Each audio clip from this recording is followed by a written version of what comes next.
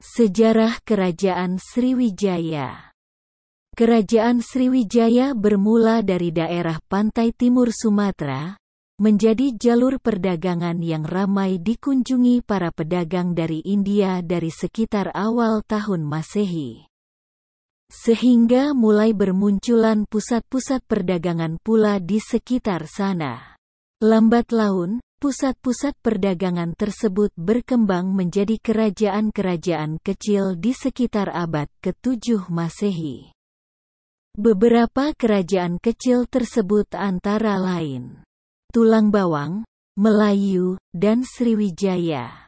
Di antara ketiga kerajaan tersebut yang berhasil berkembang hingga masa kejayaannya adalah Sriwijaya.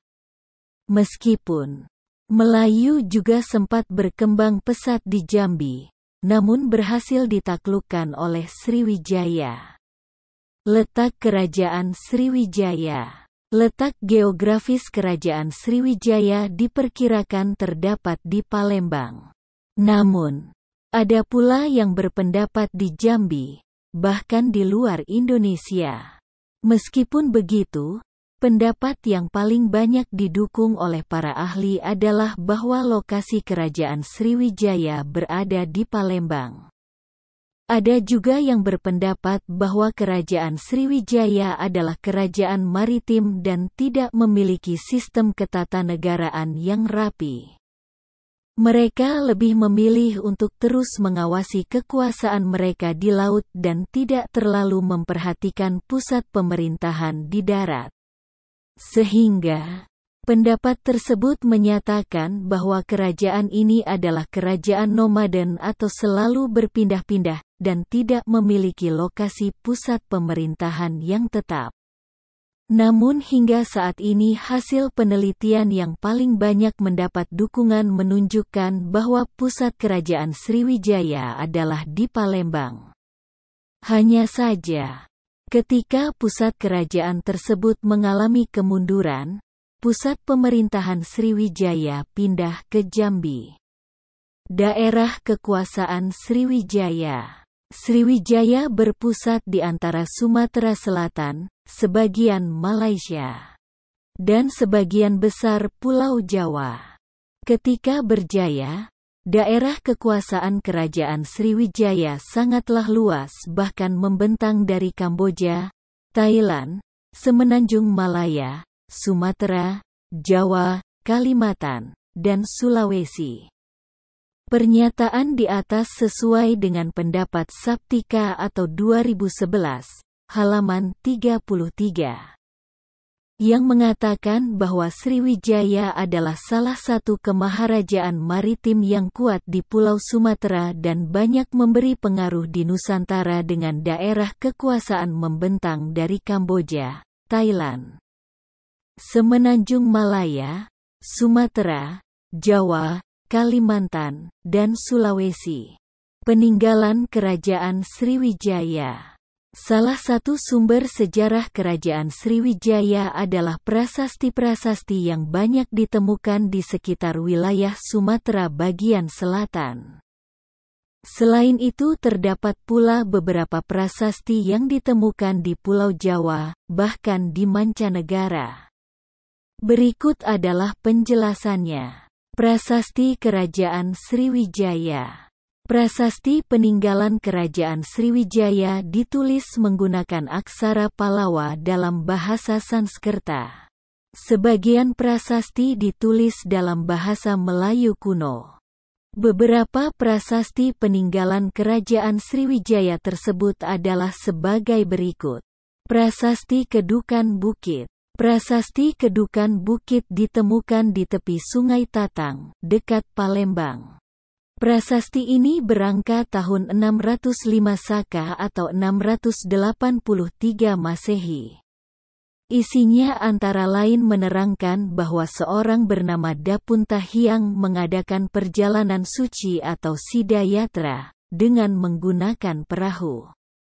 Ia berangkat dari Minangkabau dengan membawa tentara 20.000 personel.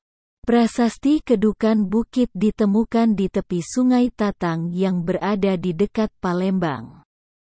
Prasasti ini berasal dan bahkan berangka tahun 605 Saka yang setara dengan tahun 683 Masehi. Isinya menerangkan bahwa seseorang bernama Dapunta Hyang mengadakan perjalanan suci atau disebut dengan Sidayatra dengan menggunakan perahu.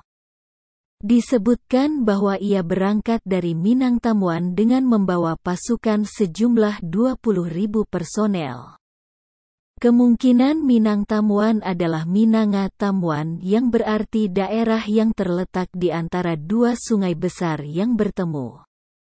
Purbacaraka dan Sukmono mengungkapkan bahwa Minanga terletak di hulu Sungai Kampar, tepatnya di pertemuan Sungai Kampar kanan dan Kampar kiri. Purbacaraka juga mengatakan bahwa kata Minangatamuan bisa jadi merupakan nama lama dari Minangkabau. Sementara itu, Bucari berpendapat bahwa Minanga berada di hulu Batang Kuantan. Prasasti Talang Tuo diberi nama Prasasti Talang Tuo karena ditemukan di sebelah barat kota Palembang di daerah Talang Tuo. Prasasti ini berangka tahun 606 Saka atau setara dengan 684 Masehi. Prasasti ini berhuruf Palawa namun berbahasa Melayu kuno. Isinya menyebutkan mengenai pembangunan sebuah taman yang disebut Sriksetra, atas perintah Dapunta Hyang Sri Jayagana. Untuk kemakmuran semua makhluk. Selain itu terdapat pula doa dan harapan yang menunjukkan sifat agama Buddha. Prasasti Telaga Batu. Prasasti ditemukan di kolam Telaga Biru atau tidak jauh dari Sabokingking, kota Palembang. Prasasti ini tidak bertarikh atau tidak dituliskan angka tahun pembuatannya. Diperkirakan prasasti ini berasal dari tahun yang sama dengan prasasti Kota Kapur, yakni sekitar 686 Masehi. Isinya mengenai kutukan-kutukan terhadap siapa saja yang melakukan kejahatan dan tidak mengikuti peraturan kerajaan atau perintah raja. Prasasti ini juga memuat data-data mengenai penyusunan ketatanegaraan Kerajaan Sriwijaya. Prasasti Kota Kapur. Prasasti Kota Kapur ditemukan di Desa Penangan, Mendo Barat, Pulau Bangka. Bertarikh atau berangka tahun 608 Saka atau 656 Masehi. Koedes 2014-65 menduga bahwa material batu prasasti ini didatangkan dari luar, karena jenis batunya tidak terdapat di Pulau Bangka. Isi utamanya adalah permintaan kepada para dewa untuk menjaga kesatuan Sriwijaya. Prasasti ini juga berisi kutukan-kutukan terhadap mereka yang berbuat jahat. Tidak tunduk kepada raja atau tidak patuh terhadap kerajaan akan celaka. Keterangan penting lain adalah terdapat catatan usaha Sriwijaya untuk menaklukkan bumi Jawa yang belum tunduk kepada kerajaan Sriwijaya. Prasasti Karang Berahi. Prasasti Karang Berahi ditemukan di Desa Karang Berahi, Jambi. Prasasti ini berangka tahun 608 Saka atau setara dengan 686 Masehi. Isinya kurang lebih mirip dengan prasasti Kota Kapur dan prasasti Telaga Biru, yakni kutukan bagi yang tidak tunduk kepada Sriwijaya. Sumber sejarah Kerajaan Sriwijaya di luar Indonesia. Selain prasasti yang ditemukan di Indonesia, beberapa prasasti yang lain juga ditemukan di luar Indonesia. Misalnya, prasasti Ligor yang berangka tahun 775 Masehi ditemukan di Ligor, Semenanjung Melayu, dan prasasti Nalada atau tidak berangka ditemukan di India Timur. Prasasti Tanjore di India ditemukan di India. Dalam prasasti ini disebutkan bahwa pada tahun 1017 pasukannya menyerang kerajaan Suwarnabumi atau Sumatera, Sriwijaya. Serangan itu diulang kembali pada tahun 1025. Rajanya yang bernama Sanggramawijaya Tunggawarman berhasil ditawan oleh pasukan Kola, tetapi akhirnya Sanggramawijaya dilepaskan. Prasasti Sri Lanka ditemukan di Sri Lanka dan diperkirakan berasal dari abad 12. Isinya menyebutkan bahwa Suryanaraya dari Wangsa Malayupura dinobatkan sebagai Maharaja di Suwarnapura atau Sriwijaya. Pangeran Suryanarayana menundukkan Manabramana. Berita Cina mengenai Sriwijaya. Di samping prasasti-prasasti tersebut, berita Cina juga merupakan sumber sejarah Sriwijaya yang penting. Misalnya berita dari Ising, yang pernah tinggal di Sriwijaya. Setelah berlayar selama 20 hari dari Guangzhou, Ising tiba di Fosi Sriwijaya pada tahun 651 Masehi. Ia tinggal dan belajar di Sriwijaya selama 6 bulan. Raja Sriwijaya membantunya untuk sampai ke Melayu dan Ising tinggal di sana selama 2 bulan. Sumber Cina yang lain menyebutkan pada tahun 1156 Raja Sri Maharaja mengirim utusan ke Cina, juga pada tahun 1178. Pada tahun 988 Masehi, datang seorang utusan dari Fosi atau Sriwijaya di Cina. Setelah tinggal selama 2 tahun di Cina, ia pergi ke Kanton dan mendengar bahwa negaranya diserang Sipo. Maka, ia terpaksa tinggal setahun lagi di Cina. Pada tahun 992 Masehi, ia berlayar kembali ke Champa, tetapi karena tidak ada kabar apapun tentang negerinya, ia kembali ke Cina dan meminta perlindungan Kaisar Cina. Perkembangan Kerajaan Sriwijaya. Terdapat beberapa faktor yang menyebabkan kerajaan ini berkembang. Faktor-faktor tersebut yakni 1. Letak geografis dari kota Palembang. Di depan muara Sungai Musi terdapat pulau-pulau yang dapat berfungsi sebagai pelindung, sehingga ideal untuk kegiatan pertahanan dan pemerintahan.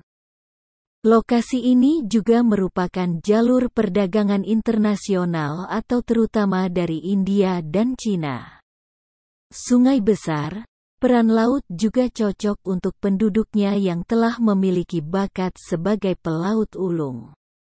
2. Runtuhnya Kerajaan Funan di Vietnam. Kamboja telah menaklukkan Funan di Vietnam, sehingga memberikan kesempatan bagi Kerajaan Sriwijaya untuk cepat berkembang sebagai negara maritim. Sementara itu, keadaan politik dan pemerintahannya secara umum akan dijelaskan pada uraian di bawah ini. Perkembangan politik dan pemerintahan Sriwijaya. Kerajaan Sriwijaya mulai berkembang pada abad ke-7 Masehi. Pada awal perkembangannya raja disebut sebagai Dapunta Hyang atau prasasti Kedukan Bukit dan Talang Tuo. Dapunta Hyang secara terus-menerus melakukan usaha perluasan daerah kekuasaan Sriwijaya. Berikut adalah runutan penguasaannya. 1. Tulang Bawang yang terletak di daerah Lampung. 2. Daerah Kedah yang terletak di pantai barat Semenanjung Melayu. Daerah ini sangat penting artinya bagi usaha pengembangan perdagangan dengan India.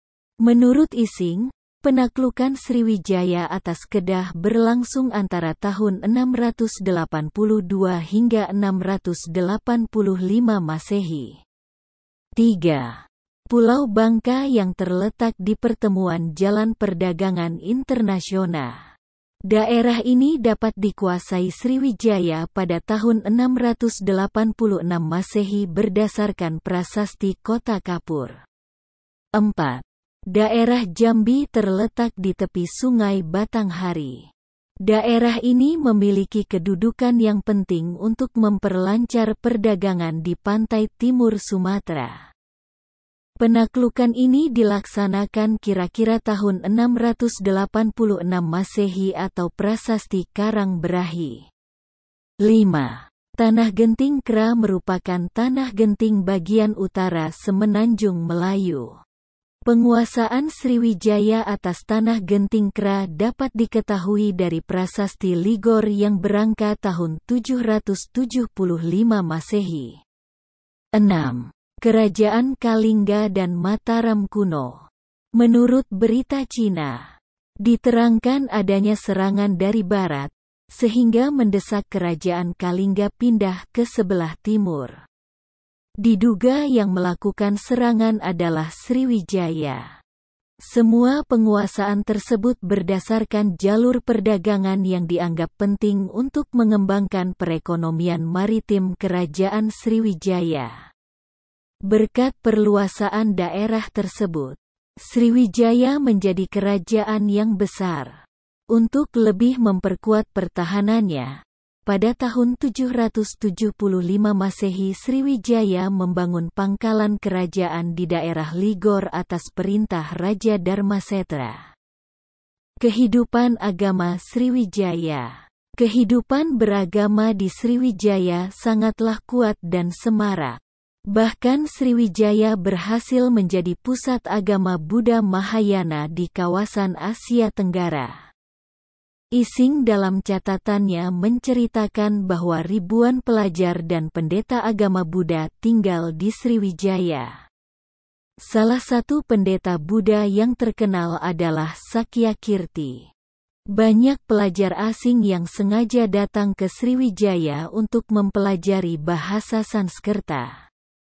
Antara tahun 1011 hingga 1023 sempat datang seorang pendeta agama Buddha dari Tibet yang bernama Atisa untuk memperdalam pengetahuan agamanya. Peninggalan kerajaan Sriwijaya yang berhubungan dengan perkembangan agama meliputi: pertama, Candi Muara Takus, ditemukan di dekat Sungai Kampar di daerah Riau. Kedua, Arca Buddha, ditemukan di daerah Bukit Siguntang. Ketiga, Wihara Nagipatana, dibangun oleh Sriwijaya di Nagipatana, India Selatan.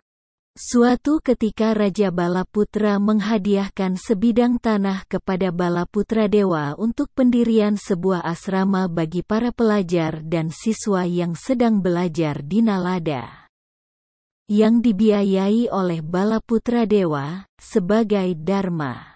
Hal itu tercatat dengan baik dalam prasasti Nalada, yang saat ini berada di Universitas Nawa Nalada, India. Bahkan bentuk asrama itu mempunyai kesamaan arsitektur dengan Candi Muara Jambi, yang berada di Provinsi Jambi saat ini. Hal tersebut menandakan Sriwijaya memperhatikan ilmu pengetahuan, terutama pengetahuan agama Buddha dan bahasa Sanskerta bagi generasi mudanya. Hal itu juga sesuai dengan pendapat Prasetya tahun 2010, halaman 32. Yang mengungkapkan bahwa Sriwijaya merupakan kerajaan besar penganut agama Buddha yang telah mengembangkan iklim kondusif untuk perkembangan agama Buddha. Kehidupan ekonomi kerajaan Sriwijaya. Awalnya, penduduk Sriwijaya kebanyakan hidup dengan bertani. Akan tetapi, karena lokasi Sriwijaya yang terletak di tepi Sungai Musi yang terhubung ke pantai, perdagangan menjadi cepat berkembang. Kemudian, perdagangan akhirnya menjadi mata pencaharian pokok Sriwijaya. Perkembangan perdagangan itu tentunya dipicu oleh letak geografis kerajaan Sriwijaya yang strategis. Letaknya tepat berada di persimpangan jalur perdagangan internasional. Para pedagang Cina yang berlayar menuju India akan singgah terlebih dahulu di Sriwijaya, begitu pula sebaliknya. Dengan demikian, Kerajaan Sriwijaya semakin ramai dan berkembang menjadi pusat perdagangan. Kerajaan ini juga mulai menguasai jalur perdagangan nasional maupun internasional. Jalur perdagangan Sriwijaya membentang dari Laut Natuna, Selat Malaka, Selat Sunda, dan Laut Jawa hingga ke Asia Tenggara yang merupakan jalur perdagangan internasional antara India dan Cina. Selain mendapatkan keuntungan langsung dari perdagangan, Sriwijaya juga mendapatkan keunggulan tidak langsungnya. Kapal-kapal yang singgah dan melakukan bongkar muat diharuskan untuk membayar pajak. Hal tersebut tentunya menambah kemakmuran bagi kerajaan ini. Hasil budaya kerajaan Sriwijaya meliputi gading, kulit, beberapa jenis binatang liar untuk kepentingan ekspor. Sementara itu mereka cenderung banyak mengimpor beras, rempah-rempah, kayu manis, kemenyan, emas, gading, dan binatang. Silsilah Kerajaan Sriwijaya. Pertama, Dapunta Hyang Srijayanasa pada tahun 683 Masehi. Diperkirakan merupakan pendiri Kerajaan Sriwijaya, disebutkan dalam prasasti Keduka Bukit, Talang Tuo, dan Kota Kapur. Raja menaklukkan kerajaan Melayu dan Tarumanegara dalam masa pemerintahannya. Kedua, Indravarman pada tahun 702 Masehi. Indravarman sempat mengirimkan utusan ke Tiongkok pada tahun 702 hingga 716 Masehi, dan 724 Masehi. Ketiga, Rudra Vikraman atau Liote Petik Terbalik Eng Wei Kong pada tahun 728 Masehi. Rudra Vikraman sempat mengirim utusan ke Tiongkok pada tahun 728 sampai 748 Masehi. Keempat, Dharmasetu pada tahun 790 Masehi. Kelima, Sang Ramadanang Jaya atau Wisnu pada tahun 775 Masehi. Selama kepemimpinannya, raja yang membawa Sriwijaya menaklukkan Kamboja Selatan. Keenam, Samaratungga pada tahun 792 Masehi. Sriwijaya gagal mempertahankan kekuasaan di Kamboja Selatan pada tahun 802 Masehi. Ketujuh, Balaputra Sri Kaluhunan atau Balaputra Dewa, pada tahun 835 Masehi.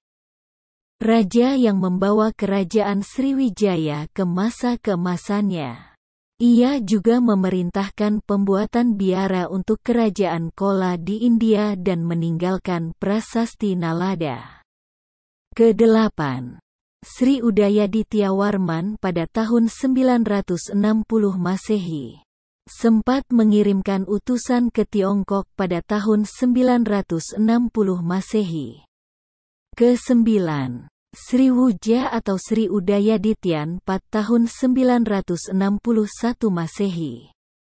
Mengirimkan utusan ke Tiongkok pada tahun 961 hingga 962 Masehi. Ke-10, Hsiaesi pada tahun 980 Masehi. Selama kepemimpinannya, Raja Hsiaesi mengirimkan utusan ke Tiongkok pada tahun 980 hingga 983 Masehi. Ke-11, Sri Chudamani Warmadewa pada tahun 988 Masehi. Saat Sriwijaya di bawah kekuasaannya, terjadi penyerangan dari Jawa. Ke-12, Sri Marawijaya Tunggawarman pada tahun 1008 Masehi. Selama kepemimpinannya sempat mengirimkan utusan ke Tiongkok pada tahun 1008 Masehi. Ke-13. Sumatera Bumi pada tahun 1017 Masehi. Pada masa kekuasaannya, Raja Sumatera Bumi mengirimkan utusan ke Tiongkok pada tahun 1017 Masehi. Ke-14. Sri Sanggramawijaya Tunggawarman pada tahun 1025 Masehi. Sempat ditaklukkan dan ditawan oleh kerajaan Chola dari India, kemudian dilepaskan. Ke-15. Sri Deva pada tahun 1028 Masehi. Sempat mengirimkan utusan ke Tiongkok pada 1028 Masehi. Ke-16. Dharmavira pada tahun 1064 Masehi. Ke-17. Sri Maharaja Pat tahun 1156 Masehi. Pernah mengirimkan utusan ke Tiongkok pada 1156 Masehi. Ke-18. Trailoka Raja Maulibusana Varmadeva pada tahun 1178 Masehi. Pada masa kekuasaannya mengirimkan utusan ke Tiongkok pada 1178 Masehi.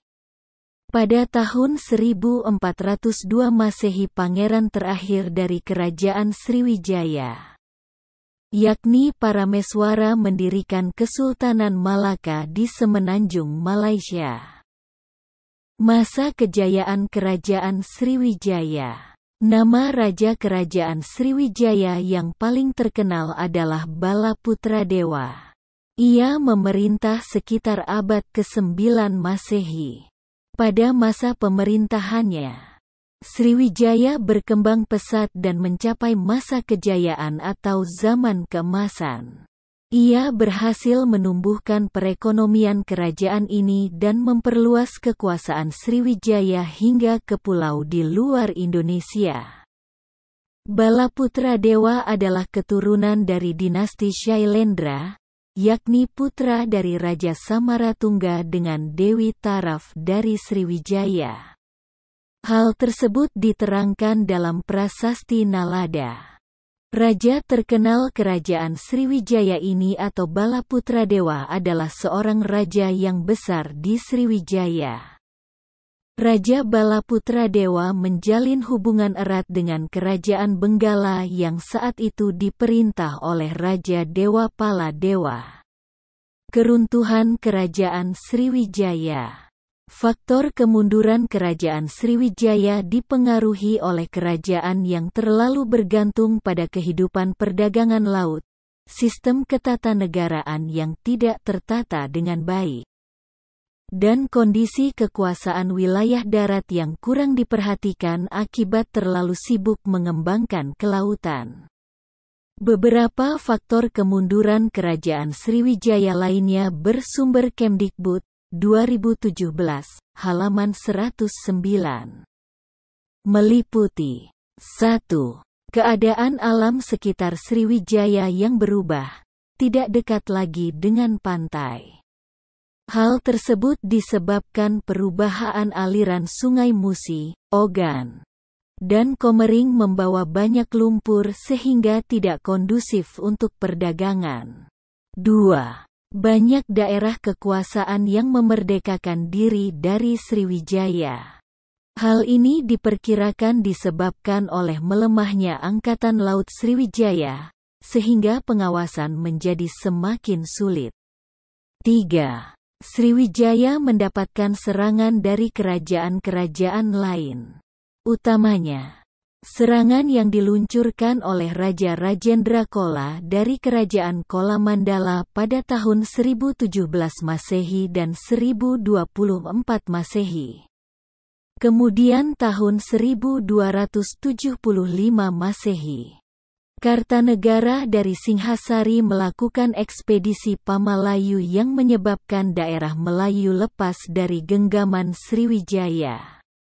Puncaknya keruntuhan kerajaan ini adalah pada tahun 1377. ketika armada laut dari Kerajaan Majapahit menyerang dan berhasil menaklukkan Kerajaan Sriwijaya.